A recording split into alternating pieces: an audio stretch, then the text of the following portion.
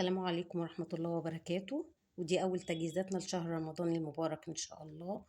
ربنا يعيده علينا وعليكم بالخير واليمن والبركات. فهنبتدي النهاردة. أول تجهيزات هنخلي الخيار مخلل، ودي المكونات بتاعتنا. أولا الخيار خيار وسط كده، غسلينه ومصفيينه ومفهوش أي نقطة مية، وشوية فلفل أخضر على أحمر زي ما انتي بتحبي، وشوية جزر مبشورين، وشوية هريسة لو انت عايزاه يعني مشطشط شوية، وتلات أربع ليمونات متقطعين، وشوية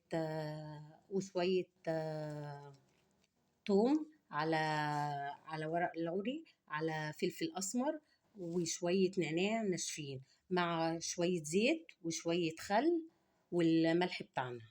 أولا هنعد محلول التخليل. المية غليناها واستنينا لما المية تبرد، وبعد كده هو ضفنا الملح.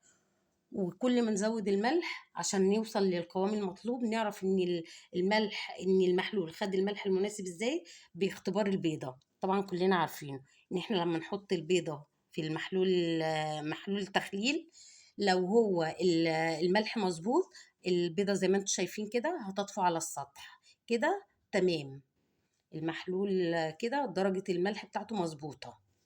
اوكي، يبقى كده هنشيل بقى البيضة ونبتدي بقى ايه خطواتنا في التخليل. اولا هنجيب البسطرمان بتاعنا. طبعا احنا البسطرمان غاسلينه ومعقمينه ومصفينه ونضيفه زي الفل. هنبتدي نحط فيه الخيار، وحدات الخيار اللي احنا هنخللها. طبعا يفضل ان هو كل ما يكون الخيار صغير كل ما يبقى ايه افضل في التخليل. هنبتدي كده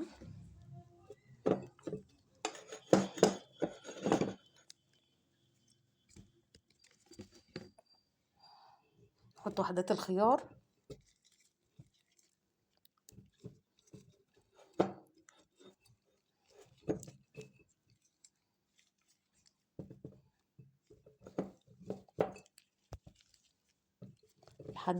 لحد ما البطرمان يتملي.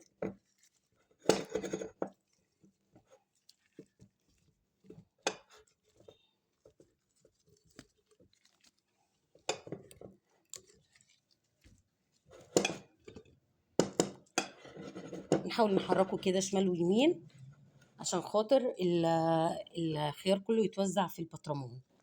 وهنحط بعض حبات الفلفل، طبعا المغسولين برضو متصفين من المية. انا هحط فلفل كمان احمر معاهم عشان يدي برضو طعم.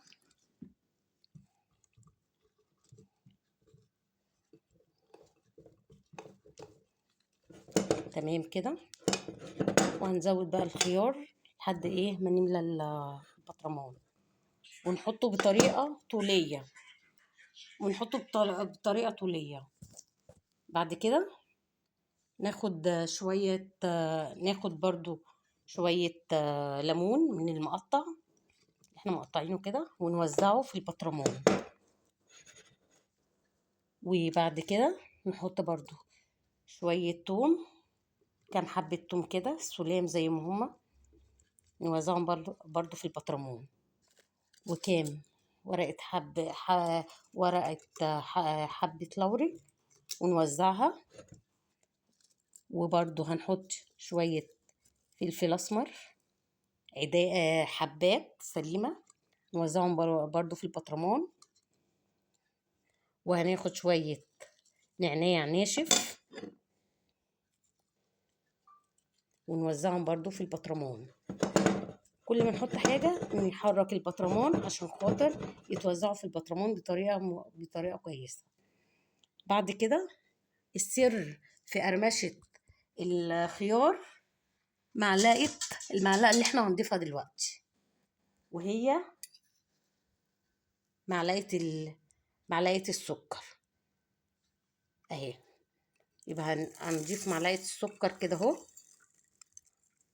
على حسب يعني، ممكن تبقى معلقة او ممكن تبقى معلقتين على حسب حجم البطرمان. تمام. ونحرك برضو البطرمان كده عشان خاطر يتوزع كل المحتويات فيه. كده كده احنا لما نحط المحلول التخليل برضو هنساعد على ان هو ايه، يوزع كل المحتويات. فاضل معلقه الايه، فاضل معلقه الهريسه، هنحطها كمان عشان خاطر ايه،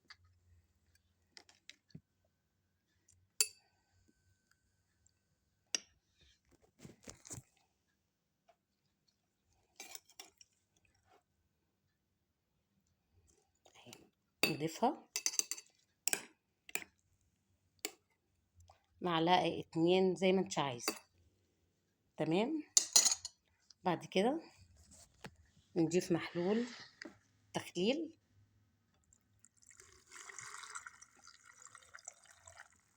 لحد ما البطرمان كده نغطي كل محتويات البطرمان بمحلول التخليل. تمام.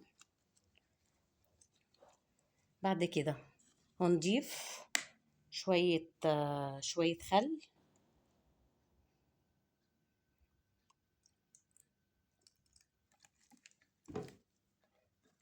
وهنضيف شوية زيت من فوق من على الوش عشان خاطر الايه، المخلل ما يحصلهوش تعفن. هنقول بقى احنا ليه حطينا شوية الخل، ما حطيناهمش في محلول التخليل وحطيناهم من فوق؟ عشان خاطر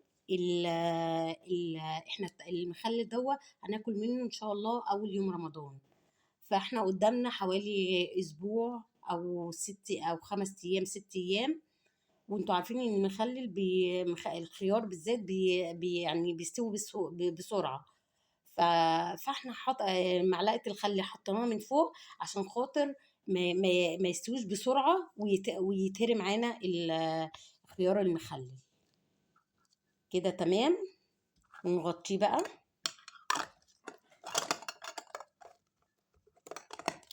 نغطي البطرمان كويس ونرجه كويس كده اهو.